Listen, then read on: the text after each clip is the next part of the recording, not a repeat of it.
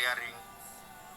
The furnaces are lit one by one, and before that, a dry sack is first placed to provide a dry area for the fire to be placed.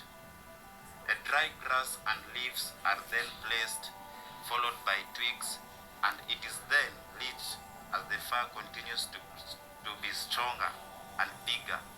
Pieces of firewood are added.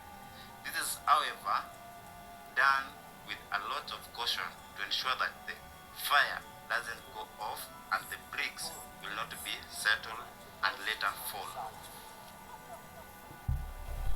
Dry grass is primarily used as a starter fuel when lighting a brick kiln for several reasons. Number 1, readily available. Dry grass is often abundant, especially in rural areas where brick making is common. It is a low cost and easily accessible fuel source. Easy ignition. Dry grass ignites quickly and easily, providing a strong initial flame to kickstart the burning process. Even heat distribution. As the grass burns, it helps to distribute heat evenly within the kiln, ensuring that the bricks are subjected to consistent temperatures. Smoke management. The smoke produced by burning grass can help to create a reducing atmosphere within the kiln, influencing the color and properties of the finished bricks. While dry grass is a traditional choice, other materials like wood chips, charcoal, or even kerosene can also be used as starters depending on availability and local practices. Once the dry grass has ignited and a good flame is established, the next step is to gradually introduce larger and denser fuel. This typically involves adding wood either in the form of logs or smaller pieces.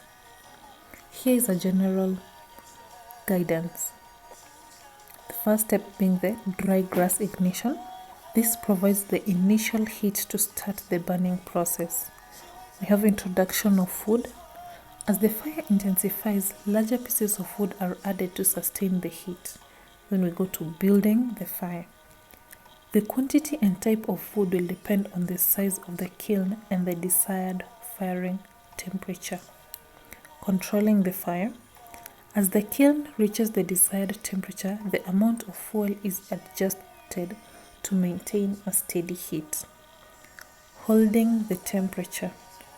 Once the bricks have reached the required level of hardness, the temperature is held constant for a specific period of time. And lastly, we have cooling down. After the firing cycle is complete, the kiln is allowed to cool gradually before the bricks are removed. Remember, the exact process can vary depending on the type of kiln, the desired brick quality, and local traditions. Do you guys remember the type of kilns that we had earlier talked about, or even any tradition that you have? If you are in a place that makes bricks, feel free to tell us. This is the back end. The fire has not yet been lit in this side, but as we can see, the fire from the other edge can already be seen. Hi guys, welcome back to the G10. We are here at Karantini. We are ongoing with the brick making process. Actually, the fire was lit at around 6 p.m. and now it's 11 p.m. and it's actually freezing cold, but I'm not so sure why they decided to light the fire at night. Why not do it in the morning? And I'm here with one of the actually experts in this process. Habari yako? Sasa niko na swali, na hii baridi, mbona mmeamua muwashe moto sasa? Mbona msiwashe mchana wakati kuna jua? Kati mchana, mchana jua inakwanga roto. So ndio maana tuna during night goes temperatures and cool. So Na naona kuni zinaendelea kusongeshwa ndani. Mbona msiwashe mara moja, mweke kuni za kutosha, alafu niache iwake peke yake? Naona ukiweka tu mara moja vile nasema, sasa makaa itaingia huko ndani. So tunapush hizi ingia tu ndani, makaa ijao huko ndani, isikane na ile ingine ndio ile kama. Oh, so hii yenye iko hii side mnasukuma na yenye iko ile upande mwingine msukume, lazima zishikane ndo mzee. Oh, mnafunga hapa. So sahihi venye mnafunga, like unaweza estimate mtafunga saa ngapi? Saa according to kazi yetu estimate nao tunafunga tu kesho saa 5 asubuhi. So kutoka 6 hadi saa 5, hiyo ni around 12 hours. Actually over 12 hours, 18 hours. So guys, apparently the fire has to keep going on for around 18 hours from 6 p.m. today till 11 a.m. tomorrow. So right now I will go and have a cup of coffee because it's actually freezing. I don't know how he survives in this weather, considering he does not have a sweater. Then I will be back here at around 5 a.m. to see what exactly is going to happen to these furnaces. After staying here for half the night, these guys are hungry because they have not actually gone anywhere since 6 p.m. So once the meal is come, everyone wants a share to replenish their energy and also to give them something warm in their stomach. And after eating, they go back to the work that they are supposed to do. So they add more firewood into the furnaces as they ensure that there is no fire that will go out. This fire actually has to continuously burn from the first time it was lit till when the furnaces will eventually be closed. And because the furnaces are around 17, if I remember correctly, so this is not something that one person can do, because we have 7 on one side and 7 on the other side, so we need people to monitor both of them. Well, some of them are sleeping because it's tired and it's cold, but remember that if you sleep somewhere that is close to fire, you have to actually be careful, otherwise you will become roasted meat. But just look at that fire, just admire how that fire is burning. We're back at the furnace or the burning site. It's actually 6 a.m. That is exactly 12 hours since the first furnace was lit, and it's actually freezing cold, and all the people who are here and some others are behind, they have actually done this continuously for 12 hours. None of them have slept. If they have slept, maybe taking a 30-minute nap, because once you place the first firewood in any of the furnace, the fire is not supposed to go off. It's supposed to continue going on till the other furnace on the other side, the fire has reached a certain middle point. That is when the fire will stop. So for now, the burning is continuing because the fire has not yet reached the middle point. So we can just go around and see the other side what's happening. So let's go.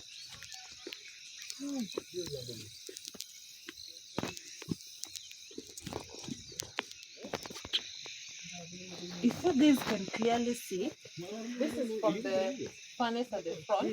The fire has reached somewhere here. You can see that it's somehow red. So the fire from there, it has reached here. And from the back side, the fire is around here. So we have this distance from here till here. It is yet to have coal. So once the whole place has charcoal, or rather has the burning coal, that is when the furnaces on both sides will be closed up. So let's just go and see what exactly is happening on the other side.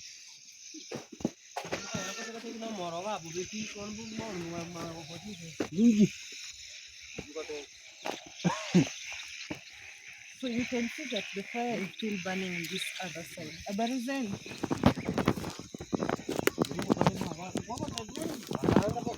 You guys were keen enough you will have noticed that at the start of the video, this place was actually piled high with firewood, but the firewood that has remained is actually a very small amount. So all the firewood that was here has apparently been used in burning this brick, which is around 30,000. But remember that I have showed you that there are yet places that have not yet been reached with fire. So meaning, and this process is going on till 11 a.m. and it's 6 a.m. So those are around 5 hours from now. So 5 hours from now, we expect that the amount of firewood to reduce till all the fire has reached a certain middle point and then they close the fireplace. So I will be updating you continuously on this process. That's all for now. It is in the morning, meaning that we are closer to finishing this burning process. As you can see at the top of the kiln, we have actually heavy smoke coming out.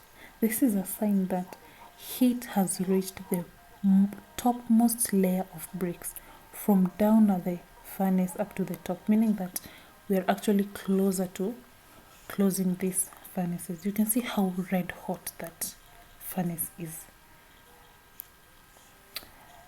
This is actually the final touches, or rather the final process. So bigger and bigger logs are placed there as they prepare to close off the furnace.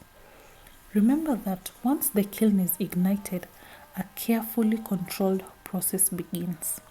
The fire is gradually intensified, reaching peak temperatures which often exceed 1,000 degrees Celsius.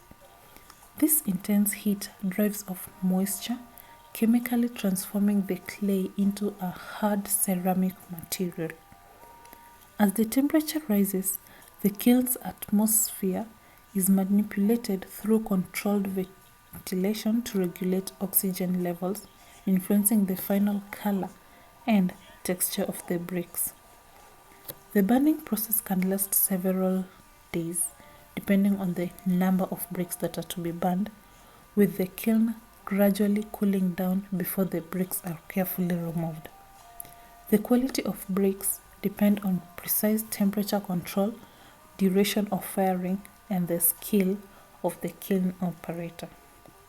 So once this firing process is over, we don't exactly extract the bricks immediately. We have to actually wait for about 15 days or a month for the bricks to cool, because they are actually hot. If you can imagine a temperature, because the bricks are burnt at a temperature of 1,000 degrees Celsius, that means that the bricks themselves are actually very hot. So if you try and catch it immediately after the burning stops, actually you will not go near it because it will be too hot to handle. So once actually the fire has been determined to reach at the center, that is, the fire from both sides of the furnace has reached a center point, the next step is to close the kiln, or rather to close the furnaces. And this is done by, they will add fuel, that is the firewood in this case, big pieces of firewood, and push them inside to make sure that they reach at the center. Then after that, they will block the holes with bricks. These bricks are actually bricks that were overburnt during the last firing process, or bricks that broke apart. So they will be used to fill the holes. Then from there, wet mud or mud is used to close all the gaps. So this will actually provide a kiln that is completely closed, meaning that the heat from inside, very little of it will escape outside, meaning that these bricks that are inside will be cooked in let's say a long process, long time, because the heat is actually staying within it. The heat is not moving outside, So all the furnaces are closed from one side to the other. They are completely closed. Other than heat retention, the furnaces are closed for oxygen control, fuel efficiency, preventing contaminants such as dust and rain, and also it acts as a safety measure. So As the bricks, or rather as the furnaces are closed, that means that all the firewood that is needed is there. So meaning that the rest of the firewood is actually arranged and transported to a safer place for it to be used in another time. Ending the video here will be like the same as building a house without a roof, a chapter left blank or a story cut short.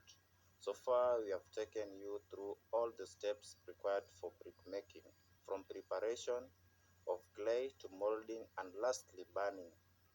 This is how final products looks like, a reddish brown color and ready to be used. After burning, the bricks are inspected for quality and defects. The good bricks are sorted based on size and color, which are later packed for transportation and storage. For that person who wants to build a brick house but is hesitating, you should know that it doesn't only make traditional houses, but it can also be used in making modern houses. And actually, brick buildings are not only limited to Africa. They are present in England, USA, and also central Canada, where they range from schools, ranches, houses, and libraries. The small sizes of bricks make it easy in creating intricate designs that are eye-catching. And bricks are not only used in building houses, but they can also be used in pavements, patio, walls, and kitchen interiors. That's all for today, guys. Don't forget to hit that like button if you enjoyed this video. And if you're new around here, consider subscribing for more educative topics. See you in the next one.